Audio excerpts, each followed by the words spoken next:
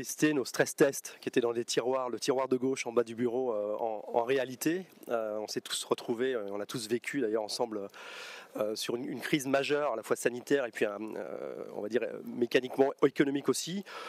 Ce qu'on peut dire, c'est que, voilà, ce stress test a été éprouvé par l'ensemble du marché des SCPI, et que deux, je dirais que le marché des SCPI en termes de performance, de distribution, si on verra qu'il y a d'autres indicateurs de performance, mais en termes de distribution, c'est 7% de moins que l'année 2019 en 2020. Donc finalement, grande stabilité, on va dire, de mécanique de la SCPI. Ça a trait à la classe d'actifs de l'immobilier, mais voilà, le stress test a été éprouvé, et en fonction des classes d'actifs, il y a même eu des performances identiques ou même légèrement supérieures. Donc voilà, ça ressort en force. On verra aussi ensemble un point, c'est que dans les milliards thésaurisés durant les différentes phases de confinement des épargnants, qui intéressent tout le monde, je pense, il y a quand même ce qui ressort de l'épargnant aujourd'hui, c'est la recherche d'une qualité, une régularité de performance d'une part, et puis on va dire de la sécurité. Et la SCPI en cela est une classe d'actifs montante de notre point de vue, mais mon point de vue forcément est un peu subjectif. Ok, alors je vais reprendre quand même. Vous nous donnez les chiffres concernant la baisse du rendement sur le marché, moins 7% vous m'avez dit. Je voudrais qu'on regarde ce qui se passe chez vous. Le produit phare historique de la gamme, c'est Crystal Rent. Qu'est-ce qu'il a fait en 2020 ? Alors je disais que la classe d'actifs SCPI avait été éprouvée en vrai par le Covid. Pour le coup, les deux typologies d'actifs qui étaient dans l'œil du cyclone, c'était l'hôtellerie et le commerce, globalement, sur 2020. Crystal Rent, c'est 100% commerce. Donc en effet, on était dans cet œil du cyclone. Historiquement, stratégiquement, on était sur les besoins fondamentaux, donc les actifs qui répondaient aux besoins fondamentaux, et on était vu jusque mars 2020 comme très gaulois chez Intergestion, puisqu'on investissait dans le commerce, sur l'alimentaire, la jardinerie, le bricolage, ce qu'on n'appelle pas restauration, mais le snacking, le Burger King, KFC, etc. Donc voilà, c'était vu comme des classes d'actifs un peu à part, ou forcément un peu gaulois, et c'est ce qui a finalement ce qu'on appelle le commerce essentiel aujourd'hui. C'est ce qui a le mieux éprouvé la crise. On a été très prudent durant cette année 2020, et pour répondre à votre question, Jean-François, là-dessus, on a 3% de moins de performance qu'en 2019 sur 2020, parce qu'on a aussi pratiqué quelques réserves pour être prudent, puisque les reconfinements, d'ailleurs, on n'est pas complètement ressorti, mais on en parle. Donc on a été très stable du fait d'une stratégie qui n'était pas simplement du Covid, mais qui était aussi historique sur les besoins fondamentaux. Alors, plusieurs questions sur ce point-là. Déjà, comment vous avez géré vos acomptes, puisqu'il y a eu plusieurs approches, entre guillemets, sur la place. Certains ont affaissé fortement les premiers acomptes de l'année pour ensuite remonter fortement. D'autres ont géré en fonction des rentrées. Comment ça s'est passé sur Crystal Rent ? Alors, déjà, en fait, dans la question, on est dans de l'immobilier pur, même si on est financiarisé dans la SCPI. Donc, en fait, la question principale, ça a été le deuxième trimestre, auprès de nos locataires, pour savoir si ils allaient ou pas nous payer, annulation enfin annuler ou suspendre éventuellement le tout. Donc on a eu, nous, une politique très prudente au deuxième trimestre, parce qu'on était dans cette incertitude avec des grandes enseignes. Mais ce qu'il faut dire aussi, c'est qu'il y a forcément une variation très importante selon les maisons de gestion. Nous, notre philosophie, c'était d'investir principalement auprès des grandes enseignes avec des garanties de groupe. C'est 90% de nos locataires. Ce sont ceux qui ont bénéficié le plus favorablement, on va dire, des aides d'État aussi, des accompagnements. Donc on a baissé l'acompte du deuxième trimestre, mais on l'a récupéré tout de suite au T3 et au T4. On n'a eu aucune annulation de loyer, et on avait une suspension qui s'est amortie sur la deuxième partie de 2020. Autre question technique. Vous m'avez tout à l'heure dit que la baisse des revenus pour les SCPI avait été faible. J'entends l'argument de manière globale, mais je vais aussi un peu regarder dans le détail des chiffres ce qui se passe. Je constate que nombre d'établissements sont parvenus à limiter la baisse, non pas spécialement en piochant dans les réserves, mais surtout en distribuant, ce qui se fait déjà depuis un certain temps, de la plus-value. Est-ce le cas chez vous ? Alors, c'est une excellente remarque, parce que dans la performance 2020, je ne veux pas vous assortir de chiffres, délivrés par les SCPI globales sur le marché du rendement, c'est près de 190 SCPI différentes, 17% de cette performance était composée de prise de réserve ou de plus-value, en effet, ce qui est à peu près le double de ce qui se pratique d'habitude. Donc il y a certaines maisons de gestion, en effet, qui ont compensé peut-être des rentrées inférieures de loyer par de la sortie de plus-value. Ce n'est pas du tout notre cas sur Intergestion. Parce qu'on a une SCPI en fin d'adolescence. Elle a eu 10 ans cette année, donc pour une SCPI, on va dire c'est la fin d'adolescence, et qu'on n'a encore pas pratiqué d'arbitrage et d'extraction de plus-value. Et 2, parce qu'on avait une stabilité aussi, et c'est important de le dire, la question au-delà de la distribution, c'est la valeur. Est-ce que le patrimoine va baisser en termes d'expertise ou pas? La SCPI, pour rappel, c'est le produit financier, là aussi un peu subjectif, mais le plus transparent de la place, puisque c'est vraiment la valeur d'expertise des biens qui composent le patrimoine et les liquidités. Donc nous, pour le coup, on a des expertises, des actifs qui sont recherchés, et on a même une hausse de la valeur à fin 2020 de notre patrimoine sur Cristal Rent en l'occurrence. D'accord, puisque je vois la valeur de la part passe de 1224 à 1237. Que j'ai mes petits antisèches. Absolument, absolument. Je l'avais quasiment en tête, mais c'est bien de l'avoir aussi sous les yeux. Alors, ça, c'est un point que moi j'adore parce que la SCPI, c'est vraiment de l'immobilier. Donc, quand vous achetez un appartement, vous attendez que les loyers soient payés, vous attendez que cet appartement se valorise. En SCPI, on oublie souvent de le dire, il y a bien 2 leviers de performance, la distribution et la hausse du prix de la part qui retrace finalement la valorisation du patrimoine. Donc ça vient de 2 plans. La qualité de la société de gestion pour acheter en dessous du prix du marché pour avoir des valorisations solides. Et 2, une lecture aussi, et j'insiste beaucoup. La SCPI, c'est important de le partager, c'est un des produits financiers les plus conservés par vos clients. Le taux de rotation, c'est 22 ans. Alors c'est en train de changer, il y a des arbitrages plus réguliers, mais un client qui achète une SCPI la garde très longtemps. Donc globalement, il faut avoir des stratégies long terme. Et c'est aussi des stratégies de valorisation d'actifs. Typiquement sur Cristal Rent, pour être très concret et vous donner de la matière, le fait d'avoir investi dans la jardinerie pendant des années au travers d'enseignes comme Gamme Vert, Jardiland, etc. On a des réserves foncières, ce sont des surfaces commerciales qui sont importantes. Vous avez des espaces de vente intérieurs, extérieurs, etc. Et donc on a eu des valorisations qui sont très importantes du patrimoine. Aujourd'hui, la valeur de la part, même en ayant augmenté le prix de la part régulièrement, c'est 11% de hausse de part sur les 5 dernières années. Donc c'est notable. On a encore 2,5 de stock de valorisation non distribuée sur Cristal Rent. Donc on verra les critères, mais ça peut faire partie des critères aussi en assurance vie. Alors juste le rendement, le DVM de l'an dernier, c'est combien sur Cristal Rent? 4,84. 4,84. Ok.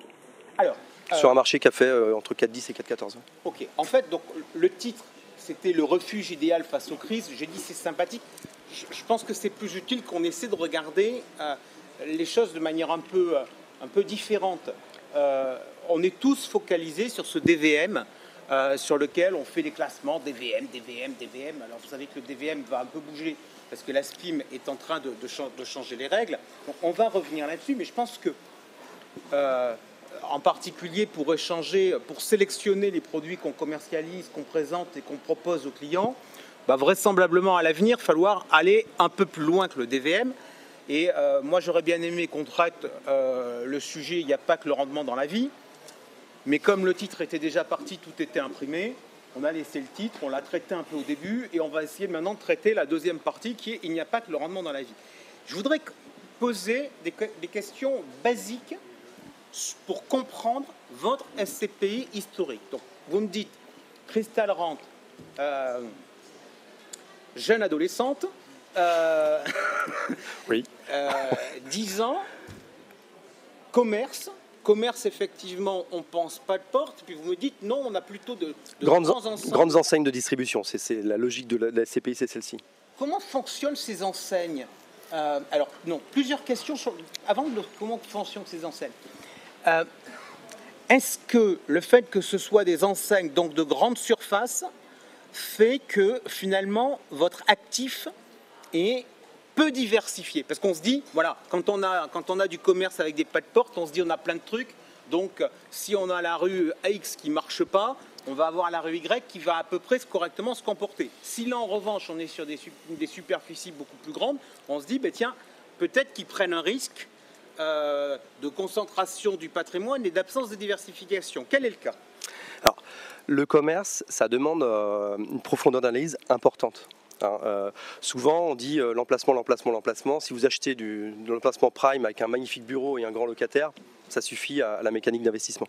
En commerce, on va aller étudier les tendances macro, donc la macroéconomie, le pouvoir d'achat notamment, et on va aller aussi étudier des typologies d'enseignes qui vont répondre principalement à 2 filtres. Un, leur exposition au digital. 2, des enseignes qui sont solides justement en cas de variation du pouvoir d'achat. Les variations du pouvoir d'achat, je pense qu'on va en parler dans la période qui arrive, a priori présidentielle. Donc ça, c'est un point clé pour nous. Donc on va aller choisir des enseignes qui sont leaders, ou en tout cas fortes sur leur marché, peu exposées au digital. Et c'est ce qui a conduit une stratégie qui allait sur l'alimentaire, jardinerie, bricolage et snacking, parce que finalement, nous, on parle d'omnicanalité, c'est un mot un peu barbare, c'est de dire d'aller chercher des enseignes qui ne sont pas... si vous êtes sur le vestimentaire, aujourd'hui, certaines classes d'actifs du vestimentaire, c'est 70% de ventes sur le web. Les chaussures, etc. Voilà, donc si vous avez du commerce physique, vous êtes très exposé au digital. Si vous avez de l'alimentaire, c'est 70% de click and collect. Donc quand vous faites vos courses en ligne, vous allez chercher ça dans le magasin qui est à côté. Et c'est une source de chiffre d'affaires pour ce même magasin, comme si vous alliez dans le physique. Donc on fait très attention à cette logique-là. Et donc... 400 millions d'euros pour cette jeune SCPI, c'est 135 actifs, donc on est autant diversifié que certaines SCPI qui font 1 milliard, et on a 27 à 28 marques aujourd'hui, grandes enseignes, donc on est pour le coup très diversifié, avec un niveau d'actifs qui est entre 1 et 3 millions d'euros, donc très liquide aussi. Quand on regarde la grande distribution, on voit qu'il y a différents types de fonctionnement. Si je prends les hyper... entre Auchan et Leclerc, il y en a un qui a beaucoup plus de franchisés que d'autres. Donc vous venez de me dire 28 marques, ok, mais ces 28 marques, c'est des franchisés, c'est les centres qui payent. Parce que là encore, si on essaie de décortiquer un peu le risque et de comprendre comment les choses se passent, c'est pas tout à fait les mêmes profils de risque. Non, c'est vrai. Alors, dans l'univers de la distribution alimentaire, on est sur des marques quand même généralement puissantes, qui ont leur propre foncière, etc., qui veulent garder une certaine propriété et de qualité aussi de marque. Il peut y avoir soit des salariés, soit des franchisés en effet dans ces enseignes. Pour nous, je disais à 90% 95% avec des grandes enseignes. Dans ces 95%, il y a 85% de signatures, de garantie du groupe. Donc quand vous avez un LD, qu'il soit franchisé ou intégré, vous avez la garantie du groupe. J'ai envie de dire que même si le gars change ou la fille change à la tête du magasin, nous on sera payé par le groupe. Donc vous pouvez le dire, on s'en fout. On s'en fout, ouais, c'est vrai. On sait qu'on sera payé et on a des temps de deal parfois un peu complexes parce qu'il faut négocier avec des grands groupes qui sont internationaux, voire mondiaux, mais on a cette sécurité-là. On est aussi dans le commerce, c'est l'un des domaines les plus concurrentiels aussi. On est sur des marques qui sont très agiles et nous on essaye aussi de capter les nouvelles tendances de consommation. C'est 2 choses pour nous aujourd'hui si on veut vous donner l'actualité notamment de 2021. C'est d'aller sur du commerce de proximité, donc des Carrefour City, des choses qui sont un peu plus proches de nous. Donc on va aller aussi pas simplement sur des retail parks, donc des zones d'activité, mais aussi du commerce de proximité et d'aller chercher des nouvelles tendances de consommation. Pour nous c'est le bio depuis 3 ans. Et c'est ce qu'on appelle le soft discount non alimentaire, du bazar, Jiffy, Centracor, Action, voilà, où on se diversifie aujourd'hui sur ces actifs parce que les enseignes sont très toniques, qu'elles offrent des taux de développement importants. Et on est aussi, et c'est important Jean-François de le dire, sur un marché qui offre aussi une rentabilité, qui est beaucoup plus recherchée par les institutionnels, mais qui offre une rentabilité aujourd'hui très forte. C'est votre analyse de l'évolution du pouvoir d'achat ? Vous vous dites finalement, comme le pouvoir d'achat ne va pas spécialement augmenter, il vaut mieux aller chercher des trucs un peu discount, des trucs où on achète des choses pour pas cher, et c'est quelque part l'avenir du commerce ? C'est en grande partie l'avenir du commerce physique.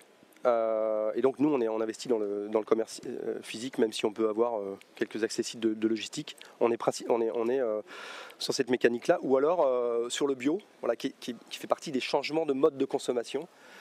Et d'ailleurs, si vous allez sur des retail parks aujourd'hui en région, vous avez un Picard, un Bio C'est Bon et un Lidl. Donc on voit bien que, quelle que soit la CSP ou le niveau qu'on peut avoir de pouvoir d'achat, c'est un mode de consommation aujourd'hui qui est diversifié. Donc vos prochaines marques, vous allez me rajouter dans votre liste, ça va être quoi ? Ça va être Bio C'est Bon, Naturalia, etc. On a déjà, on a en effet du Naturéo.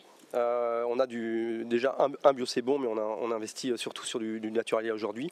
Et on continue le snacking aussi, un peu moins bio, mais comme du Burger King, sur lequel on continue d'investir en France. Bien, on a commencé en prenant de la hauteur pour regarder ce qui s'était passé sur le marché en 2020 concernant les SCPI. Et puis là, on a un peu dérapé pour parler de votre SCPI historique, Christelle Rentre. Je voudrais qu'on reparte sur des problèmes, entre guillemets, de place. La SPIM a annoncé une évolution d'un certain nombre de points, la classification, la mesure du rendement, la mise en avant d'une performance globale qui inclut également l'évolution de la valeur de la part, des évolutions sur les calculs du TOF. Grosso modo, comment vous jugez ces évolutions? Est-ce que vous vous dites c'est utile, c'est pas utile? Est-ce que vous vous dites il était temps? Je pense que, nous pensons que c'est sincèrement utile, dans le sens où tout ce qui apporte de l'homogénéité dans l'aspect de la lecture de la performance, de la lecture des thématiques qui sont travaillées dans les SCPI, etc., fait du sens, parce que je veux dire, ça va dans le sens de la promotion de cette classe d'actifs qui est la SCPI.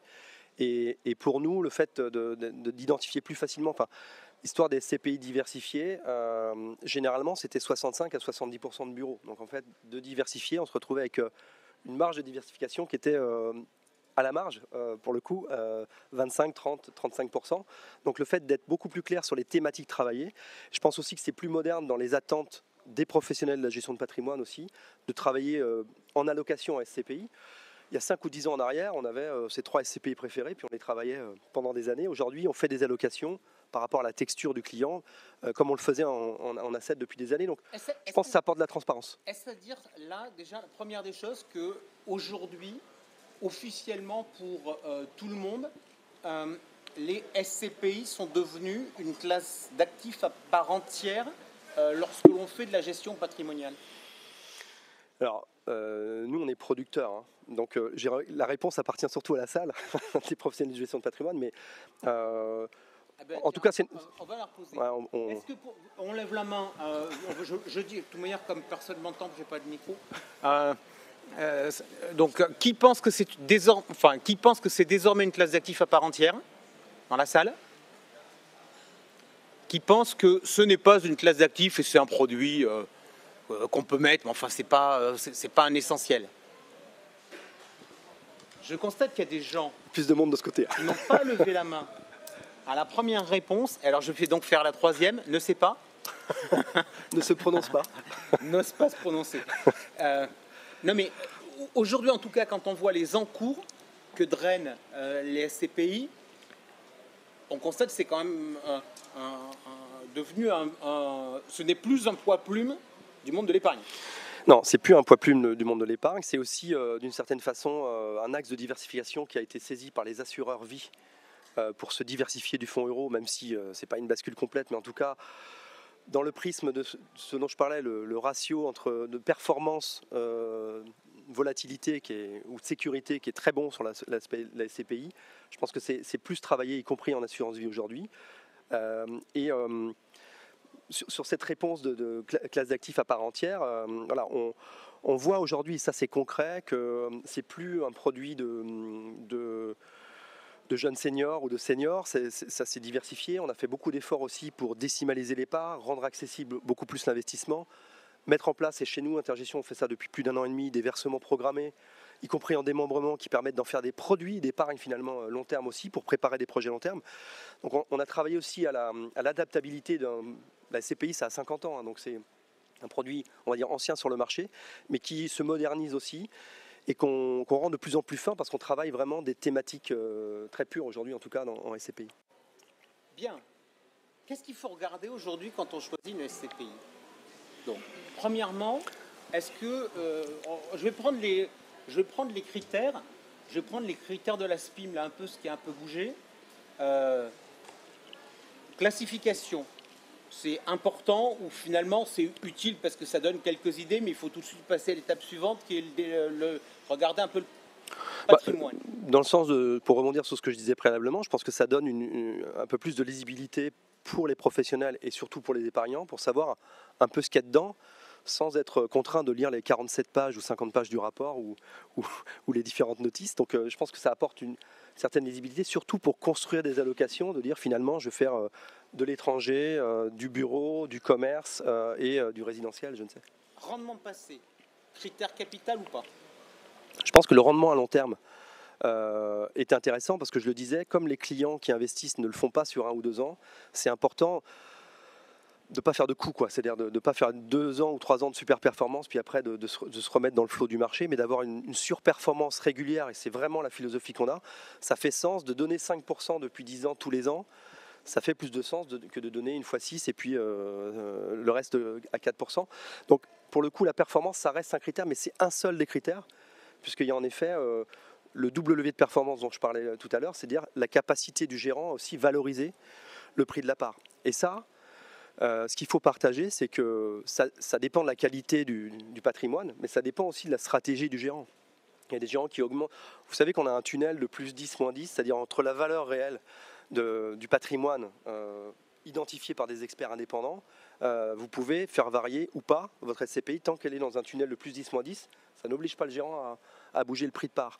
Mais voilà. Ce qui veut dire en pratique que si j'ai un prix à 100, je peux, si j'ai commencé à mettre ma SCPI à 90, sans que mon patrimoine se valorise jamais, la monter progressivement jusqu'à 110. Oui, alors si vous montez votre prix de part, il faut être sûr de pouvoir délivrer plus de performance, parce que, et c'est l'une des clés, hein. Nous, je vous l'ai dit, on a augmenté de 11% le prix de la part sur les 5 derniers exercices, tout en délivrant tout le temps 5. Ça veut dire que quelqu'un qui avait une part il y a 5 ans touchait 56 euros. Aujourd'hui, avec sa part, il touche 62, 62,50, 63 euros. On verra le dernier trimestre. Donc, si le prix de la part augmente, votre distribution, elle augmente aussi, en fait, mécaniquement. Donc ça, c'est un point important. Et voilà, sur cette mécanique, je pense qu'il faut quand même regarder aussi quelle est la performance de distribution de hausse de part et quel est le stock par rapport à la valeur de réalisation. C'est un peu technique, mais d'aller voir dans les rapports ou les dernières fiches quelle est la valeur réelle du patrimoine. Est-ce qu'il y a une plus-value ou une moins-value intrinsèque à la SCPI pour voir s'il y a un potentiel justement de hausse de part à terme. J'entends votre discours sur la régularité du revenu. Il y a beaucoup de choses qui ont changé dans les SCPI. Le nom n'a pas changé, mais la pratique, la gestion, la capacité qu'on a de faire des arbitrages a beaucoup bougé depuis Louis-Gaston Peloux. C'est ça. Est-ce que on doit rester... On voit une tentative de certains acteurs de la place aujourd'hui de faire plus de la SCPI d'un produit quasiment de plus-value. Est-ce que vous dites que ça doit rester un produit de revenu, que ce soit pour les thématiques de complément de retraite, d'opérations financées à crédit, d'alternatives aux fonds en euros? Est-ce que ce côté revenu est un sujet qui vous semble être crucial et grosso modo, quels sont les choix que vous faites chez Intergestion sur ces sujets-là? Alors, la vision des acteurs du marché peut différer, donc je m'exprime uniquement là pour Intergestion cette fois-ci, et pas au nom de la place. Je pense qu'il y a très peu de produits d'épargne en France qui mécaniquement distribuent des revenus mensuels ou trimestriels en fonction des CPI. On a les deux chez Intergestion, donc je pense que cette saveur-là pour l'épargnant de voir des revenus arriver, même si on peut aussi le faire en démembrement, je le dis, ou en capitalisation, mais globalement, c'est une mécanique qui est assez pure. Et j'ai envie de rappeler qu'une SCPI, au départ, la philosophie, c'est une machine à distribuer des revenus.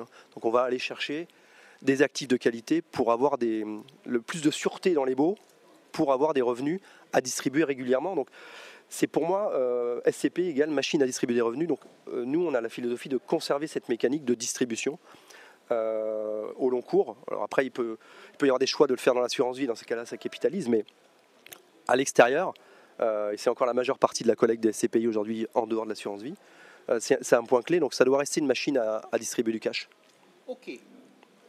Dans les critères, on a parlé donc de distribution, on a parlé de performance, on a parlé de patrimoine, on a parlé de classification. Est-ce qu'il faut regarder le profil de la société de gestion?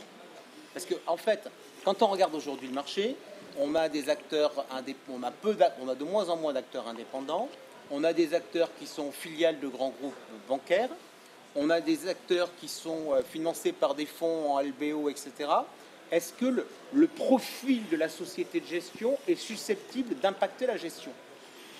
Alors nous, on pense que oui, parce qu'on fait partie justement des vrais ou des derniers indépendants. Je dis oui parce que quand on regarde les 3 classifications que vous venez d'énoncer, si on prend les performances moyennes de chacune des typologies de sociétés de gestion, les sociétés indépendantes aujourd'hui ont une mécanique de performance qui reste supérieure aux autres acteurs du marché.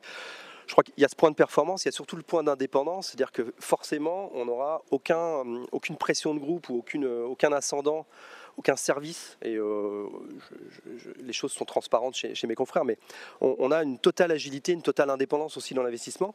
Et je crois que c'est aussi un critère important pour le pilotage des SCPI. L'immobilier n'est pas immobile, hein. Il y a de l'agilité dans les SCPI. On a pu, en période Covid en 2020, on a focalisé nos investissements sur Crystal Rent, on l'a dit, sur la distribution alimentaire. Donc on est passé de 25 à 50% de distribution alimentaire dans le fonds. Donc ça, en étant indépendant, on a cette carte d'agilité pour pouvoir jouer de la réactivité et de la réaction au marché. Alors, j'entends sur la partie investissement, vous me donnez l'exemple. Est-ce qu'en 10 ans, sur Crystal Rent, vous avez fait beaucoup de cessions? Parce qu'on voit aujourd'hui des acteurs qui finalement achètent des immeubles et les revendent assez vite. Alors, on ne peut pas les vendre assez vite pour ne pas être qualifié de marchand de biens et fiscalement, il y a des délais. Mais non, nous, on n'a pas cette logique. On investit sur du long terme. C'est vrai qu'on a une exposition commerce, je l'ai dit beaucoup, mais c'est vrai, importante. C'est aussi des beaux lots, hein, la qualité du commerce qui a été beaucoup décriée. Hein, c'était, en 2019, il me fallait un quart d'heure pour expliquer pourquoi il fallait faire du commerce, avant de dire comment on faisait du commerce. Aujourd'hui, c'est très recherché par les institutionnels et ça commence à être beaucoup plus présent dans les allocations parce que les baux sont très sécurisés, très longs. Voilà, on a des moyennes d'investissement, on a des baux à 6, 8, 12 ans. Voilà, sur des Burger King, on peut avoir des baux à construction à 20 ans, donc on a une sécurité de bail, donc on a des investissements qui se veulent long terme. On entretient aussi le patrimoine sur sa mise en conformité, sur ses qualités au long terme. Donc le but d'une SCPI, c'est quand même la conservation. C'est pas une foncière ou des fonds spéculatifs. On fait bien la différence chez Intergestion là-dessus. Alors, on a parlé dans les critères de la société de gestion. Je voudrais vous interroger sur un critère pour savoir si c'est susceptible d'influencer la gestion d'une SCPI. C'est le poids des assureurs. C'est-à-dire que un associé assureur, certes, qui a derrière des clients particuliers, mais est-ce que ça enlève, retire de l'agilité, pèse pas quel est votre sentiment là-dessus et que pèsent les assureurs chez Intergestion? Alors, je pense qu'il y a une précaution mutuelle. Hein. Un assureur va faire très attention au taux d'emprise qu'il peut avoir sur une SCPI, quelle que soit sa taille, et une société de gestion va faire attention à ce qu'aucun de ses partenaires assureurs ne dépasse un certain niveau d'emprise pour avoir aussi une mécanique de liquidité. Pourquoi je dis ça? Parce que vous savez que la société de gestion n'assure pas la liquidité de la SCPI, même si toutes les SCPI sont en capital variable et collectent beaucoup aujourd'hui. Un assureur qui, je sais pas, met 10 ou 15 millions d'euros par an, s'il voulait tout retirer un jour, il faudrait qu'il y ait la liquidité, et la liquidité se fait par la collecte. Hein. C'est-à-dire que c'est une mécanique de compensation. Il a un bon actif général. Voilà, mais je crois que donc nous, on n'a pas été tout de suite sur les assureurs pour cette raison aussi. On attendait d'avoir une certaine maturité sur nos fonds et on a des taux d'emprise qui sont raisonnables. C'est moins de 10% pour nous sur l'ensemble de nos actifs. Donc on n'a pas de situation qui nous exposerait en cas de revirement. Et après, un assureur n'aurait pas cette logique non plus, puisque l'assurance vie, là aussi, c'est sur du long terme. Donc on n'a pas ce genre de risque. En tout cas, on le gère bien. On le co-gère bien avec les assureurs. D'accord, ok. Alors, on a parlé de Crystal Rent. Maintenant, vous avez fait l'actu l'an dernier. Parce que je ne veux pas dire qu'il n'y a pas de lancement de SCPI, parce qu'il y en a. Mais vous en avez fait 2. Ouais. 2, en fait, 1,5 en réalité. Parce qu'il y en a un, c'est un vrai lancement, et l'autre, c'est un repackaging de quelque chose qui... Ah oui, mais c'est un changement, c'est comme un restylage. On n'a pas fait changer que le look, on a changé le moteur aussi. Alors, on va les regarder, les changements de moteur, puisqu'on dit qu'il faut, là en l'occurrence, quand on a des SCPI qui sont nouvelles, là au moins on a un truc qui est clair, c'est qu'on ne peut pas passer ses journées à regarder les performances passées, parce qu'on n'en a pas. Donc, on regarde le moteur. Alors, vous nous avez dit que sur le commerce, vous aviez fait des choix qui étaient des choix forts sur les besoins fondamentaux. Premier lancement qu'on va regarder, Crystal Life. Là encore, on est dans les besoins fondamentaux? Alors, ça vient de cette philosophie-là qu'on a toujours mis en œuvre, c'est vrai, chez Intergestion. C'est vraiment une SCPI qu'on a construite dans la fin de l'année 2020 et lancée au mois de mai 2021. Donc, c'est un bébé par rapport à l'adolescente qui est Christelle Rente. Ça vient de la conviction que, il fallait apporter au marché, je vais mettre des guillemets, une vraie diversifiée pour les raisons que je citais tout à l'heure. Les diversifiés sur le marché, qu'on va appeler multithématiques maintenant, étaient principalement investis dans les bureaux. On voulait, nous, avoir un véhicule qui allait être plus harmonieux dans ses classes d'actifs, d'une part, et deux, d'être sur les fondamentaux, justement, de dire d'investir sur des actifs qu'on estime essentiels à la vie des personnes. Ça, c'est le pitch. Et ça veut dire quoi en termes de classes d'actifs ? Trois principaux canaux. Le premier, c'est de reprendre la mécanique de la distribution alimentaire. On en a déjà pas mal parlé, mais on sait que ça, c'est des machines à cash aussi, à distribuer des revenus, de la régularité. Et des baux qui sont à plus de 6% aujourd'hui, donc servir plus de 5%, c'est aussi tout à fait possible. Deux, aller investir de manière innovante aussi sur la santé. Les SCPI de santé, j'ai envie de dire... Innovante, ça veut dire quoi ? Pas des EHPAD ? Ouais, c'est ça. C'est de dire pas suivre le mouvement. Je dis pas que c'est pas bien, mais en tout cas, il y a 1000 façons de jouer le secteur de la santé. Vous pouvez acheter des centres de recherche pour des labos pharmaceutiques. Vous pouvez aller sur des mécaniques de laboratoire d'analyse médicale. Bon, même si on paye maintenant les tests Covid, on sait que le business est puissant. C'est souvent des pieds d'immeubles. On joue les regroupements par exemple, d'experts, de chirurgiens dentistes, etc. Ce qui sont là aussi sur des mécaniques qui sont très long terme et à forte rentabilité. Donc, et puis après, c'est pour moi aller capter les méga tendances, donc offrir un produit qui est un produit d'accès à la SCPI. En choisissant quelqu'un qui a 20 000 euros aujourd'hui, pour nous, il pourrait peut-être acheter 5 SCPI, mais est-ce que vous allez faire 5 souscriptions sur 5 SCPI ? L'idée, c'est d'aller embrasser les méga tendances avec un seul et même véhicule et d'aller sur alimentaire, santé en effet, et d'inclure un truc qui est très peu pratiqué dans les diversifiés. Aujourd'hui, c'est du résidentiel, qui est une des pattes aussi d'Intergestion, on en parlera juste après. Historiquement, on a fait longtemps des fiscales, pendant 20 ans, et donc on a une science aussi sur le résidentiel. Et on voulait inclure du résidentiel. Pourquoi ? Parce que c'est acyclique pour nous. Le cycle des murs de logement est différent des murs professionnels par rapport aux crises. Tous les ans, on nous dit que les taux vont monter, qu'il y aura une crise, que les taux sont plus hauts. Quand Paris a atteint 10 000 euros le mètre carré, on a dit c'est pas possible, on est au sommet. Voilà. Donc on travaille, nous, cette dimension parce que c'est aussi une régularité de distribution et puis une sécurité aussi pour nous différente des murs professionnels. Sur un mur professionnel, c'est de dire si votre locataire s'en va, vous avez une vacance complète. Si vous avez un immeuble, si un locataire s'en va, l'immeuble continue de dégager de la rentabilité. Donc on est sur une sécurité aussi qui nous semble importante en SCPI. Dans la classification Aspin, ça sera une quoi ? Une diversifiée, celle-là ? Une vraie diversifiée, puisqu'elle n'aura aucune classe d'actifs qui dépassera 55%. On sera répartis sur différentes classes d'actifs. Ok. Dans ce que vous m'avez dit distribution alimentaire, donc ça c'est des jobs que vous connaissez déjà. Le résidentiel, vous avez rappelé que vous aviez fait des fiscales qui ont laissé aux épargnants, les fiscales de manière générale, de bons ou de mauvais souvenirs ? De bons et de mauvais souvenirs, oui. Il y a aussi des mauvais, mais ça vient aussi d'une typologie de produit qui a, de notre point de vue, même si on l'a porté longtemps, depuis une dizaine d'années, c'est vrai que des produits qui sont figés avec des points de sortie prédéfinis.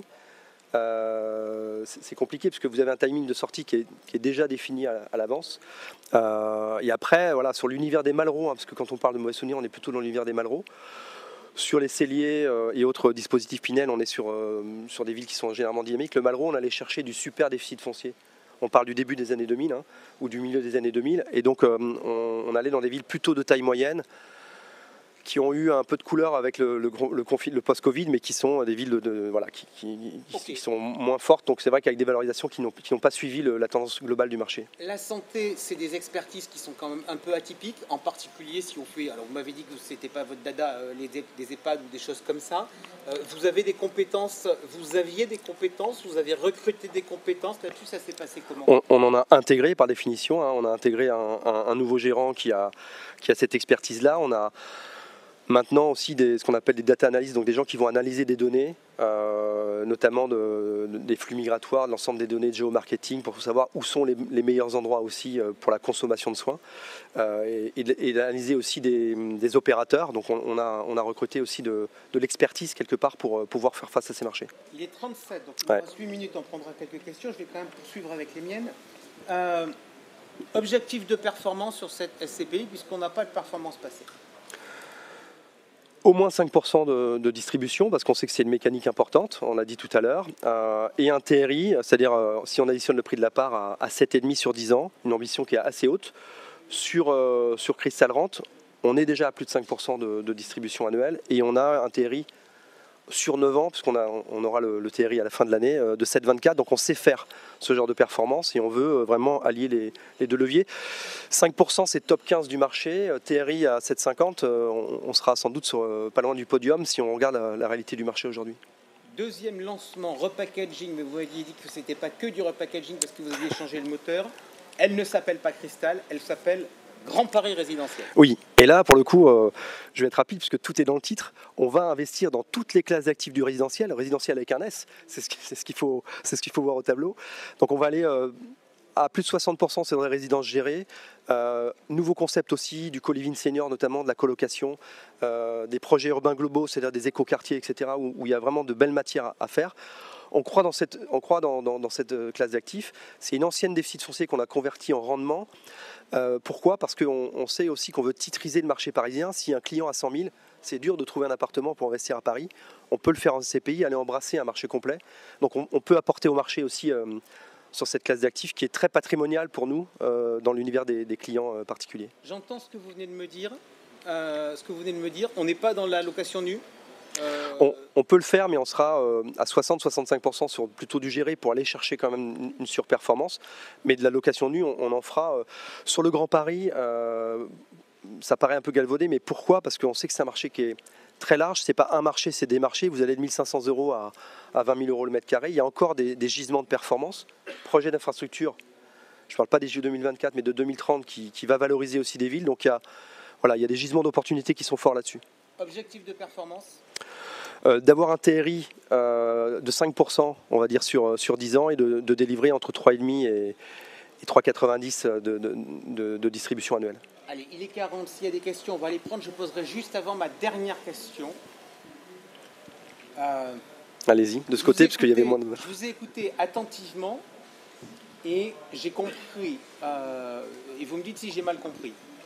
Donc, l'historique, c'est Crystal Rent, elle fait du commerce et elle fait du commerce sur les besoins fondamentaux où on va retrouver notamment le bricolage, le snacking et l'alimentaire. Absolument.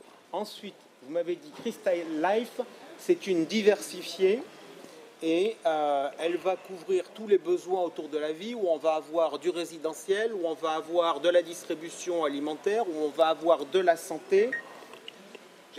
C'est ça. Absolument. Parfait. Vous avez dit également, Grand Paris résidentiel, c'est toute classe d'actifs autour du Grand Paris. Exact. Maintenant, je vais vous poser une question toute simple, qui, moi, est un sujet qui m'interpelle lorsque je diversifie mon patrimoine, et c'est notamment un sujet qui attire mon attention sur, non pas le sujet des S, mais des FCPI, où je peux me retrouver à diversifier en souscrivant année après année auprès d'un même fournisseur, en me disant c'est bien parce qu'au moins comme ça je suis diversifié, etc. Et puis le jour où il y a un pépin sur un truc, je découvre qu'il y a des règles de co-investissement, et donc j'étais super bien diversifié, mais morale de l'histoire, l'investissement je l'ai dans tous mes fonds, et je me le prends, pardonnez-moi l'expression, mais en plein dans la tronche. Quels sont, puisqu'il y a des recoupements entre vos SCPI, quelles sont les règles que vous avez adoptées? Est-ce qu'il y en a en termes de co-investissement? C'est-à-dire que, est-ce que chacun dans son coin, ou est-ce que finalement, sur des dossiers, on peut travailler ensemble? Non, vous avez raison, c'est un point important. Je disais qu'on était indépendant, on est aussi pure player SCPI, donc on veut garder le maximum de transparence à ce véhicule-là. Et on a fait le choix chez Intergestion de ne pas faire de SCI qui viennent un peu opacifier, en tout cas réduire un peu la transparence des mécaniques, et de ne pas faire de co-investissement entre nos différents véhicules et on a des comités qui sont séparés par véhicule d'investissement, donc on n'aura pas de co-investissement pour prendre un projet complet, on ne le séparera pas entre Crystal Life et Crystal Land. Donc on a fait ce choix, mais c'est un choix qui appartient à chaque maison de gestion, et c'est vrai que notamment le fait de faire des SCI ou des co-investissements, ça peut rendre moins lisible pour l'épargnant la SCPI. Qui veut poser une question? Un commentaire par rapport au titre de votre présentation. Est-ce que c'est toujours un point d'interrogation ou est-ce que c'est une affirmation? Quand on est poussé à l'investissement supplémentaire, vous en face de vous des épargnants qui se posent la question. Est-ce que c'est idéal dans son prix, premièrement? Parce que vous ne traitez pas dans ce cas conclusion. J'ai entendu la diversification, c'est un point peut-être de réponse, mais deuxièmement, c'est la demande. Demande que vous n'avez pas abordé les questions que se posent les épargnants. Possession en direct, plutôt que SCPI, en mettant de côté peut-être de défiscalisation, dispositif exceptionnel. Par rapport, c'est ça qui est important dans un tir de pouvoir. Qu'est-ce que vous proposez de mieux? Et vous avez aussi, même dans votre métier, vous êtes attaqué par des nouveaux supports qui sont sans frais de souscription. Généralement, il y a des frais de souscription qui demandent un amortissement sur tout ça n'a pas été abordé à mon sens. Je reste un peu sur ma fin. Eh bien, on va vous répondre. Vite. En concentré. Alors, sur l'aspect de refuge anti-crise ou pas, toutes les classes d'actifs connaissent des variations, donc il n'y a pas de solution miracle, mais ce qui est certain, c'est qu'il y a une mécanique de stabilité dans l'immobilier qui reste forte. On l'a vu parce qu'il y a eu cette épreuve aussi du Covid, et la stabilité était puissante. Il y a aussi le fait que les loyers sont indexés aussi, et que notamment sur les expositions à l'inflation, etc., il y a une certaine forme de couverture dans la pérennité de la distribution, qui n'est pas forcément vrai dans d'autres classes d'actifs. Donc, en ce sens, ça reste assez fort, et on est aussi face à un besoin quand même concret de logement. Ça répond à un besoin essentiel de locaux d'activité, de distribution ou de bureaux. Donc, sur le côté anticrise, moi personnellement, je réponds oui à cette question de façon affirmative pour ces deux raisons-là, de pérennité on va dire du sous-jacent immobilier et d'indexation aussi qui fait qu'on, voilà, par rapport à l'inflation, on peut être fluide. Alors, avant qu'il ne réponde sur la suite, je vais dire pourquoi. Moi, j'avais tiqué sur le titre. Quand il est arrivé sur mon bureau en disant tiens Jean-François tu viendras en salle. Je trouve que le titre n'est pas compliant. Donc je trouve que rajouter les mots refuge, idéal, crise, je trouve que ce n'est pas compliance, et c'est pour ça dès le départ que je vous ai dit que je préférais qu'on traite rapidement le sujet pour passer sur d'autres sujets. C'est-à-dire que je suis entièrement d'accord avec ce que vient de dire Franck, en disant que ça a démontré des capacités de résilience, la structure même des choses est très intéressante, etc. Pour autant, me semble-t-il, ça ne veut pas dire refuge idéal. Donc c'est pour vous répondre sur la gêne que j'avais moi sur le wording. Maintenant, deuxième enjeu, investissement, pour répondre à la question d'un client, investissement direct ou SCPI. Alors, j'aurais dit les deux, mon capitaine. En fait, pour moi, c'est quand même patrimonial et c'est souvent traité par rapport aux besoins et à la fiscalité notamment du client. J'ai envie de dire que par essence, nous, on estime que la pureté de la SCPI, c'est en dehors de l'assurance vie, parce qu'il y a cette mécanique de distribution. Il y a aussi... tous les assureurs ne redistribuent pas l'ensemble des loyers, etc. Enfin, il peut y avoir des variations, notamment sur les hausses de prix, sur les frais de souscription. Donc il y a une transparence qui est un petit peu moindre dans l'assurance vie, selon moi. Mais ça n'engage que moi, même si c'est polémique de dire ça, mais en tout cas, c'est le fond de ma pensée. Et après, ça dépend de est-ce que j'ai besoin de revenus, ou est-ce que je veux capitaliser, est-ce que je veux transmettre, et c'est mieux dans l'assurance vie. Donc c'est une réponse qui est pour moi plus patrimoniale, en ce sens.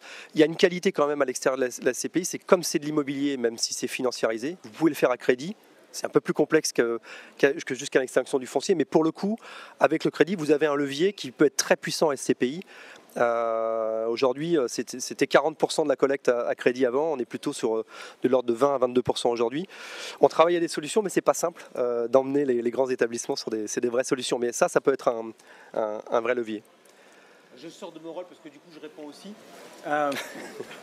Sur le fond quand même, pour la majorité des gens, notamment pour ceux qui veulent faire de l'habitation, le match investissement direct ou SCPI, en fait, il n'existe pas, parce que ce n'est pas les mêmes classes d'actifs. On est sur du tertiaire d'un côté, on est sur de l'habitation de l'autre. Donc, moi j'ai clairement cru comprendre que Grand Paris résidentiel, il y avait beaucoup de résidences gérées. Donc on est dans de l'habitation plus du service. Donc, on est très loin de ce qu'était la construction de la SCPI fiscale où c'est très différent. On achetait un immeuble, on y mettait un locataire pendant 9 ans et puis voilà quoi. Et on n'est pas contraint à la revente. Une autre question ? Il y avait le... On a oublié les réponses. Le dernier point sur les nouveaux acteurs. Qui viennent sur le marché sans frais de souscription, comment réagissez-vous ? Alors, Quel est l'avantage, le risque qu'il prend à aller sur le SCPI comparé à notre produit ? alors moi, je fais partie de ceux qui pensent que plus on est d'acteurs compétitifs sur la SCPI, plus la classe d'actifs prend de l'ampleur. Donc c'est bien aussi d'avoir des nouveaux entrants et on les accueille favorablement. Pour nous, le fait qu'il y ait des frais de souscription importants, c'est le fait que nous, on est distribué à 100% par des partenaires. Et c'est la rémunération de nos partenaires en one-shot en immobilier. Et deux, il y a des frais de mutation aussi. Enfin, je veux dire, on est dans l'immobilier, donc ça correspond aussi à une certaine réalité. Après, je dis simplement sur le no-load, c'est-à-dire le frais zéro, attention quand même aux frais de gestion. Si vous avez 10% ou 11% d'un côté en mécanique et que vous avez 15, 16, 17% de l'autre côté, au long terme pour le client, il n'aura pas payé à l'entrée, mais il repaiera forcément à un moment donné au cours de la vie avec une distribution qui sera altérée ou en tout cas amoindrie. Donc c'est sûr qu'il faut affirmer ces frais-là, souvent que c'est intégré dans le prix de souscription, mais voilà. Je pense qu'il faut faire attention à la vie de la SCPI puisque la détention est très longue. Et alors je vous pose la question justement par rapport à ça. Vous en tant que distributeur, vous préférez quoi ? Du one-shot à l'entrée ou du récurrent sur la période de la SCPI ? Qui préfère du one-shot à l'entrée ? Là, il n'y a personne qui préfère. Qui préfère du récurrent ? Ah ouais. D'accord. Donc il faut que je revoie mes barèmes alors. C'est bon ? Merci en tout cas de votre participation. On a fait le tour ? Bon, ben super. Merci à vous. Si on a fait le tour, merci à vous d'avoir été avec nous. Moi, je vous retrouve ici. On reparlera SCPI avec Béatrice Gage à 14h. À 15h, on parlera marché financier sur l'évolution des taux avec Lazare et avec InvestAM. Et à 16h, on parlera prévoyance avec MetLife. Merci et peut-être à toutes. Ciao. Merci à tous.